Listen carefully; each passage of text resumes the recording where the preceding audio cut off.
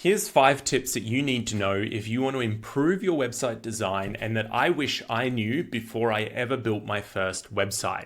So these tips are going to make it easier to build the website, and it's also going to make your websites have better results in general. Tip number 1 is to think of the goal of your website before you actually do anything else. So before you get the branding guidelines, all of that, you need to understand why you're actually building the website. And if you're building for customers, this can be a big part of your job, is to get them to work out what they need the website for. But as a little insider tip, after 8 years of building websites for businesses across 3 different continents, it normally breaks down to, we want more jobs or we want more sales.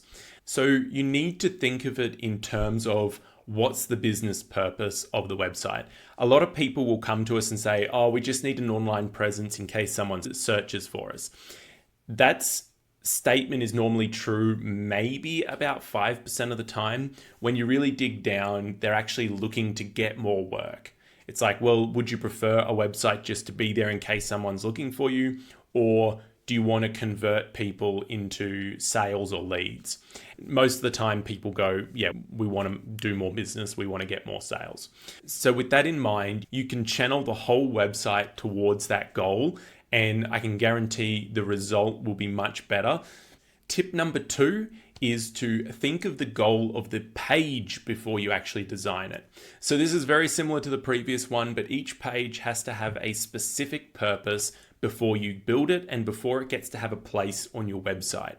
So we see a lot of small businesses, like service-based businesses, that have quite convoluted websites because they might have an Our Company page, and they go through their values and purposes and this sort of thing, whereas the company page might be better off just as an about page where you put all of the information, the team and all of that in that one page, because the business isn't big enough to warrant having all those other ones.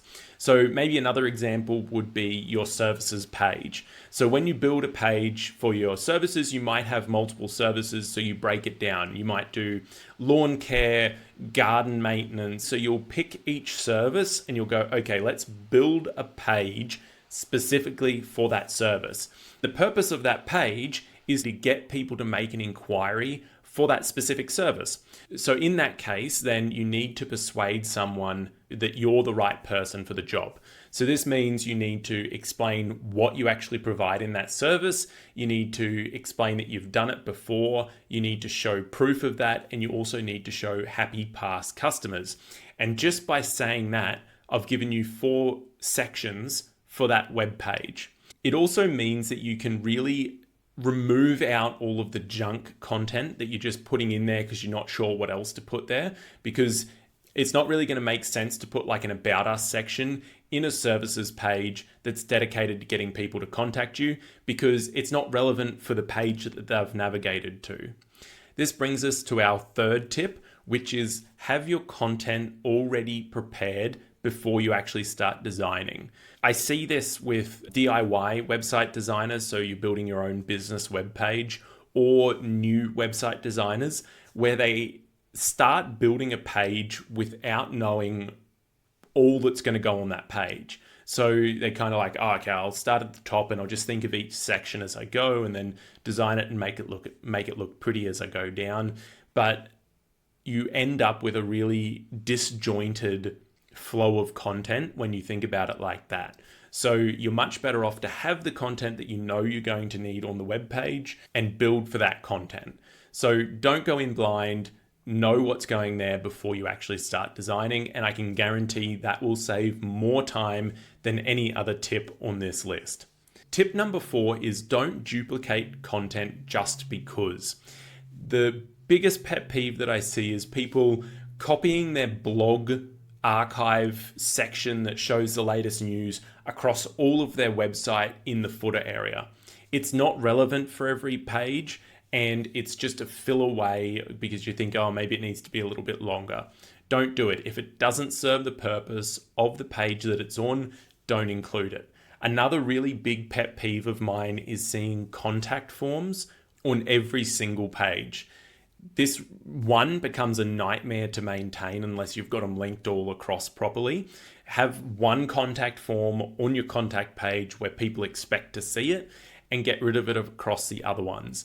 The only duplicate content that should be on every page is your header navigation and your footer navigation. Number 5 is keep your navigation bar simple. So because this is going across every single page, it should be relevant for every single page. And this means keeping it simple and to the point.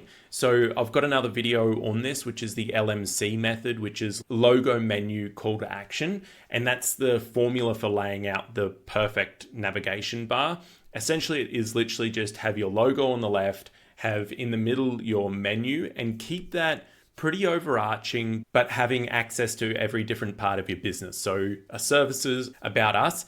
And then at the end, you have your call to action, which is your CTA. And that's going to be a big, bright, in your face button. So hopefully these tips have been helpful. If you use them, you're going to have a better result in the end, and we'll see you in the next video.